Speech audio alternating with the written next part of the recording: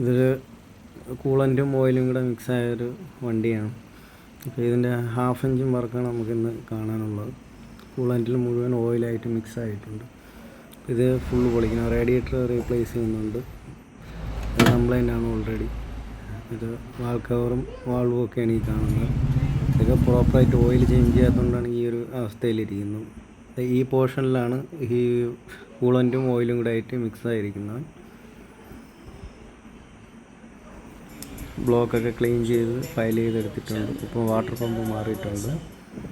ലെയ്ത്തിൽ നിന്ന് ഹെഡ് വന്നിട്ടുണ്ട്. വാൾവൊക്കെ ബെൻഡായിട്ടുണ്ട്. ഒരു വാൾവ് ബെൻഡായതുകൊണ്ട് എല്ലാ വാൾവും മാറേണ്ടി വന്നു. പുതിയ വാൾവാണ് ഈ ഇട്ടേക്കുന്നത്. ഇതാണ് ഹെഡ് ഗ്യാസ്കറ്റ് വരുന്നത്. ബാക്കി നമുക്ക് അസംബിൾ ചെയ്തിട്ട് നോക്കാം. Timing belt, tensioner, water pump എല്ലാം മാറിയിട്ടുണ്ട്. ഇനി സ്റ്റാർട്ട് ചെയ്ത് നോക്കാം. എല്ലാം നോർമലായിട്ടുണ്ട്.